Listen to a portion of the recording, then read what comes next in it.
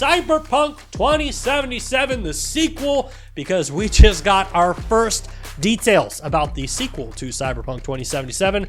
This goes to Games Radar. Shout out to them, because CD Projekt Red's co-CEO, Mikkel Nakowski, definitely not how you pronounce his name, CD Projekt Red's co-CEO was asked during an earnings call about Cyberpunk 2, which is very ballsy, right? The studio is very focused in on The Witcher, right? Witcher 4 is coming out. CD Projekt Red also is trying to keep Cyberpunk alive with Cyberpunk 2077 updates and making sure that that is the game that belongs at launch. And so it's kind of interesting that they're like, hey, yes, Witcher 4 is coming. It's going to be awesome. We're really excited about that. But what do you got about Cyberpunk 2? It's funny that the world of gaming is like, okay, that's cool, but what about not even focused on the present? Always what's coming next. But hey, it's job security. Because at the end of the day, for the next couple years, we get to stand here and be like, this just in, Cyberpunk 2077, the sequel. We've got brand new news about Cyberpunk 2. Let's talk about it here. So who am I to complain? But anyway, the co-CEO of CD Projekt Red, Mikkel Nawakowski, Mike McCall.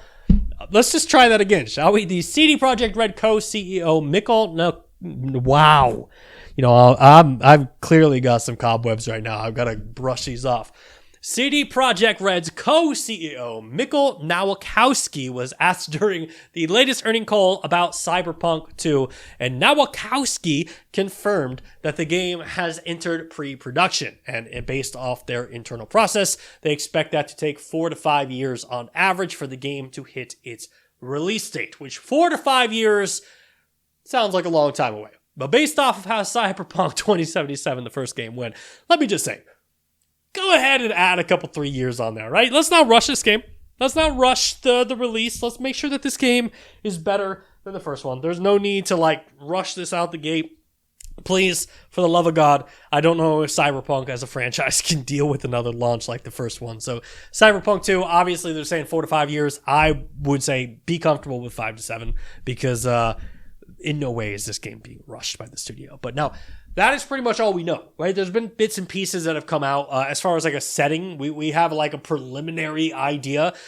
We do know that the Cyberpunk 2077 sequel will still feature Night City, and that will still be part of the game.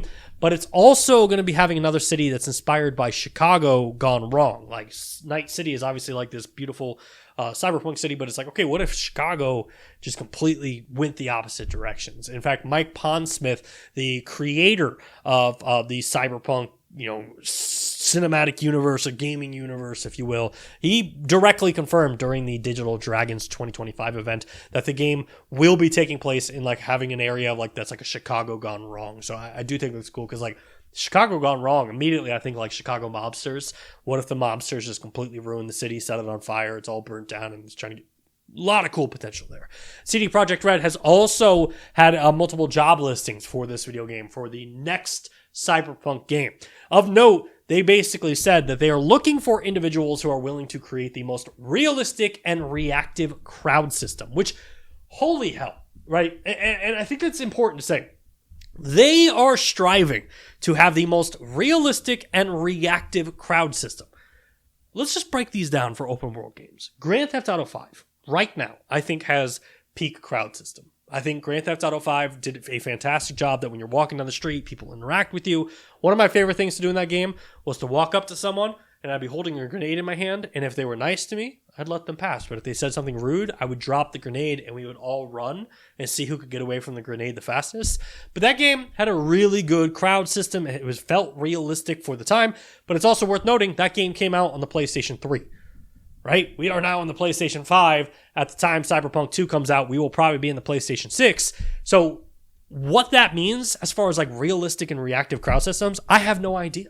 Grand Theft Auto 6 is coming out next year. I think that'll be the next chance for us to see what an open world environment looks like on a next gen console. And I'm really intrigued by how Cyberpunk and CD Projekt Red want to push the boundaries to be we want it to be better than GTA 6.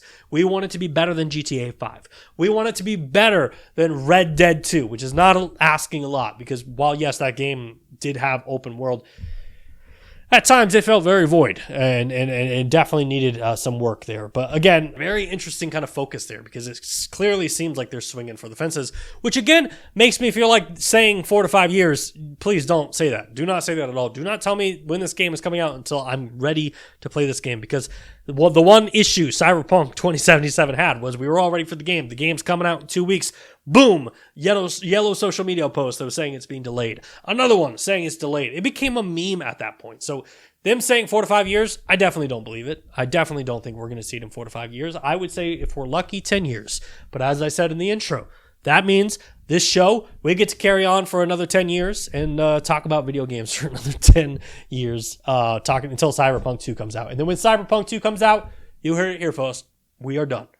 Once Cyberpunk 2 comes, we will this show will come to an end, and we will no longer be doing episodes of the Nerf Report. So let's just go ahead and sign the contracts and be here for that.